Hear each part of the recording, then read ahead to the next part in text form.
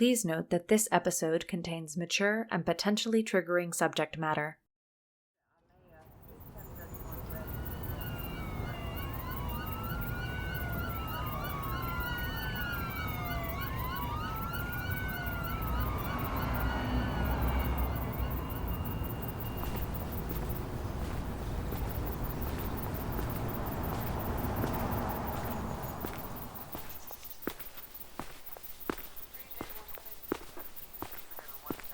What happens when you blow the lid off a pressure cooker that's been brewing for 2 decades? A lot of things at once, apparently.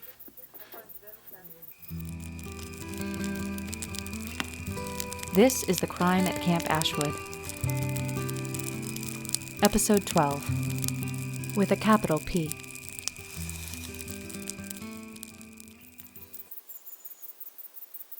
The police had read June's letter to Veronica and I backwards and forwards by the time it reached our hands. Rick's keychain was pulled from his hands, and within minutes he was in cuffs. The lockbox was exactly where June had said it would be in the attic, and she'd been right to be afraid of what was inside.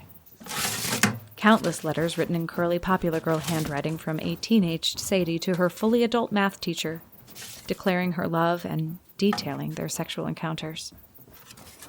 Underneath that was a torn chunk of her trademark blonde hair, attached to this. The other half of the heart-shaped best friend necklace with the littlest of diamonds in it that I'd saved up for ages to buy for Sadie and me all those years ago. A missing puzzle piece. Found. Just like that.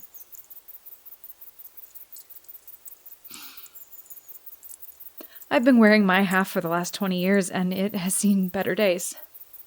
It's tarnished and scuffed in places. The B in best faded from years of nervously fidgeting with it whenever I thought of her. Sadie's half has been locked away. Untouched and still perfect. With a capital P.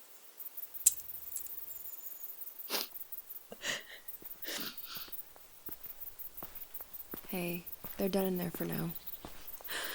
Okay. You did good, alright?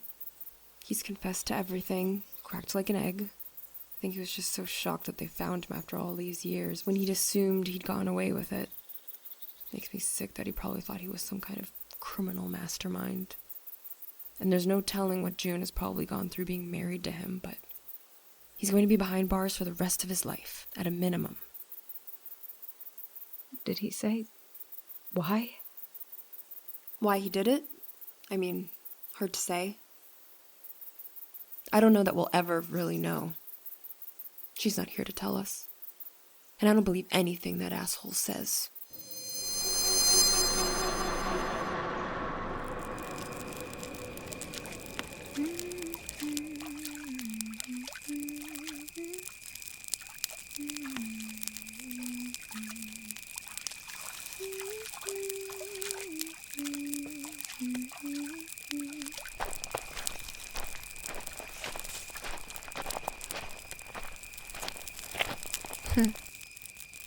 Look who showed up.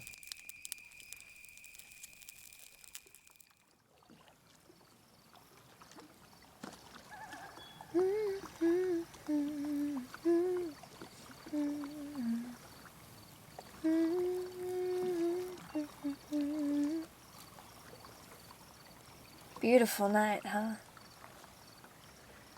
Hey, what's wrong with you? We've been talking about this for years. And now that we're finally doing it, you're acting like I stole your favorite G.I. Joe or something. And anyway, I should be the one mad at you. Why the hell does June Harper think you're her boyfriend? Rick? Rick! Shut up, Sadie. Jeez. Look, I think it's clear you're just too young to understand how relationships or the world works. When we talked about doing this and getting you out of Asheville together, it was a fantasy, okay? And I went along with it because I felt sorry for you. with your dad being such a dick and everything. I care about you, obviously, but... But what? You're the one who said we should run away together, long before I'd even thought of it. Now you're saying it's something I pulled out of my ass? Why are you being like this? I'm being an adult, Sadie. And you know what? I have been seeing June. Then what are you doing with me in this canoe? I wanted to come out tonight and just talk to you. So, you agreed to a time to meet with me during the dance, a time that I explicitly told you that I was ready to finally do it, leave town with you, the thing you've been talking about. But actually, what you wanted to do was break up with me? Well... I don't understand, Rick. There's nothing to understand. But you said... Sadie, let this go. Oh, I see how it is. You took me here in the middle of the night, alone on a lake while everyone who actually cares about me is out of earshot, so you could break my heart without me making a scene. Sadie? You know what, Rick? I know you're older than me, and you've held all the cards in this thing between us because you think you know more about love and life than I do, but actually I just realized that you don't know shit. And maybe I have been naive about things, but I have always had good intentions. I follow my heart, and damn it, I try to see the good in things. And I have friends that I've had my whole life back at that dance who love me to death. And I love them back the same way. So I do know a lot more about real love. And honestly, right now, I think the only mistake I ever made was letting you talk me into giving it to you. When I knew it was wrong. When I knew it wasn't even legal. You're my teacher, Rick. And if you think you're gonna drag me out on some boat and talk me into letting you treat me like crap and lie to me and expect me to bite my tongue to protect you, then you have seriously misunderstood who I am. I am going to sing it from the fucking rooftop.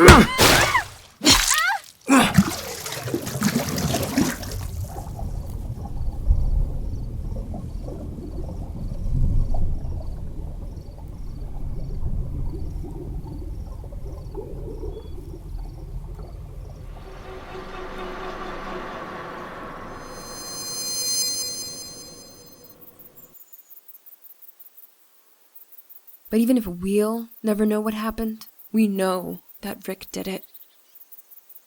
We can put her to rest, Margot. For real this time. Wasn't that the point of this whole search? If I'm being really honest, part of me was still holding out hope. She was alive? I know they found her hand in the lake in 2003, but you can live without a hand. And all her talk about getting out of town and going off to live some new life, I think maybe when I started this whole thing, some part of me thought I might be getting to the end of a rainbow and finding her in a Vegas show, made up to the nines and working under a fake name.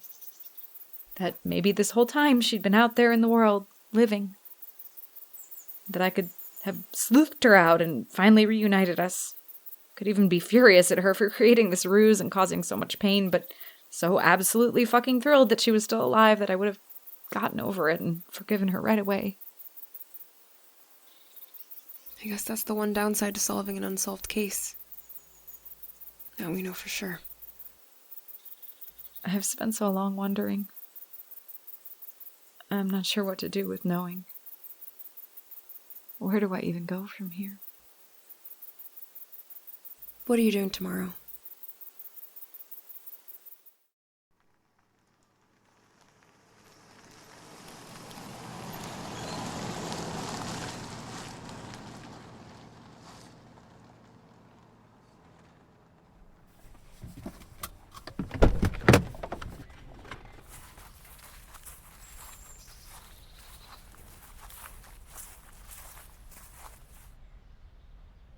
So this is it, huh? Their parents had the headstone put in after they found Sadie's hand. Sadie Cameron. Sunshine on a cloudy day. Well, they got that part right. Do you come up here a lot? I tried her once a year or so, on her birthday. Since her parents passed, I've been doing it a little more. What do you do? leaf flowers. She loved magnolias, I remember, so I get those from my yard. Sometimes I'll sit here and listen to music she liked. Things like that. Do you talk to her? I do. I thought you might like to today. I can give you some privacy too, if you'd like. Yeah. Hey, Sadie. We got him. I'm sorry it took so long.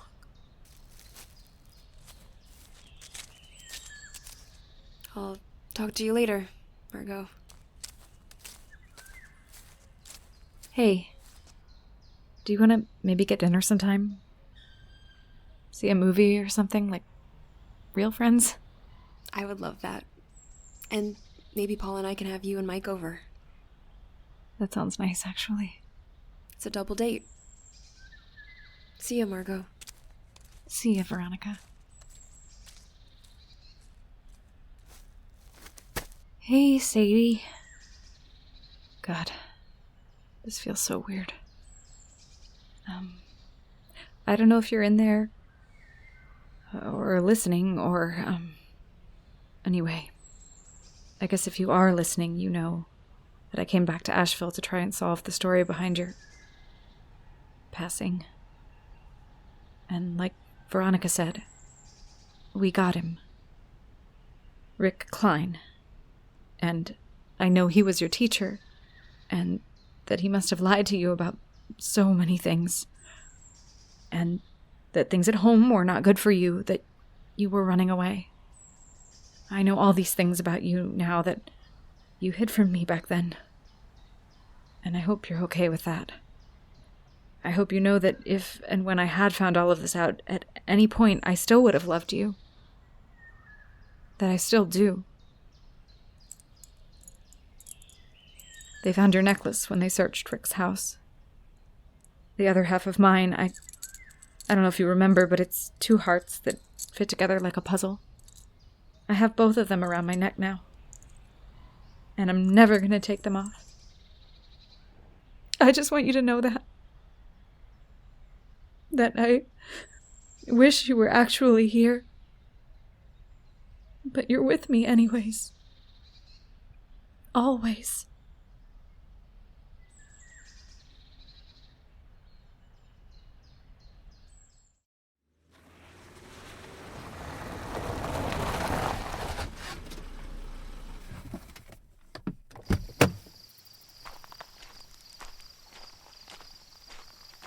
I sat up by Sadie's grave for a good hour before I could get back in the car. I was going to drive home because it's starting to dawn on me that I need to get back to my life. Grab drinks with Veronica, check out the local farmers markets, and go on a date with my husband. It's time. I know it. But knowing it didn't stop me from taking that hard left turn to the old Ashwood campgrounds on my way home. We rushed through here so quickly the other day that I didn't really get to see it. All the old cabins still in rows, empty in the summer. The places where we told each other ghost stories now feel like a true ghost town. It's funny, though. All these years of feeling haunted by what happened to Sadie, of feeling haunted by her. It's been a weight on me, but something about living with her ghost, of staying in the past with her, was nice. Comforting. I'm glad we solved the case, and gladder that Rick is going to be behind bars where he can't hurt anyone else. But I'm not happy. I didn't feel some big rush of joy like I thought I would when he was brought in. There was no moment of elation, no celebration. There was just peace. And peace, by its nature, is an enormous triumph that unfortunately feels very small. It's just there, floating. No fireworks. And maybe if I'm leaving behind a part of the teenager that's been trapped inside me waiting for this to be resolved, being at peace is just about the best place I could be. I think it's good enough for me. But for Sadie, who was larger than life and all about the fireworks. I'm going to have to do a little more. Which is why I called Mr. and Mrs. Mackenzie today, the old owners of Ashwood, and asked them what they thought about me starting the camp back up again. They said I could shoot for next summer. And I said that sounded perfect.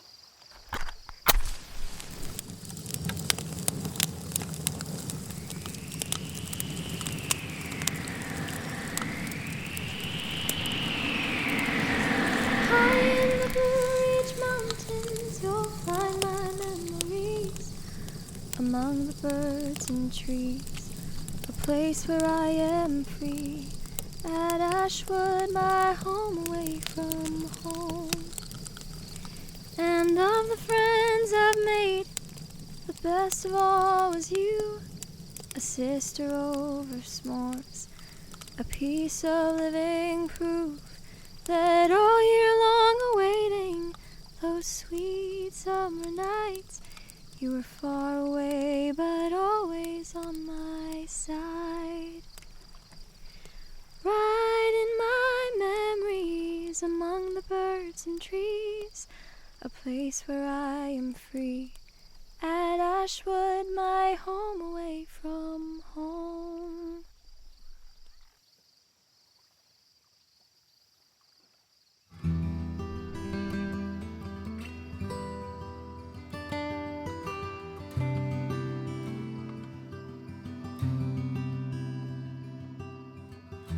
Thank you for listening to The Crime at Camp Ashwood, and especially for following us all the way to this, the series finale. We hope you have enjoyed listening to this project as much as we've enjoyed creating it. The Crime at Camp Ashwood was produced by Dragon Hunter Productions and New Girl Pictures. The series was created, written, produced, and edited by Laura Hunter Drago. The podcast's artwork was created by Hannah Dobbs. The role of Sadie Cameron was played by Hallie Smith. The role of Veronica Hughes was played by Misha Brooks. The role of June Harper was played by Deborah Lee Smith, and the role of Margot Engel was played by Laura Hunter Drago. All performers appeared courtesy of SAG-AFTRA. Home Away from Home, the song that closes the series, was written by Laura Hunter Drago and performed by Hallie Smith. As a piece of bonus content, the fully produced song is now available on all major music platforms. Search Home Away from Home, the Crime at Camp Ashwood song. If you'd like to support us so we can keep making more projects like this one, click the support link in the show notes. To learn more about this and all our projects, visit our websites, dragonhunterproductions.com and newgirlpictures.com.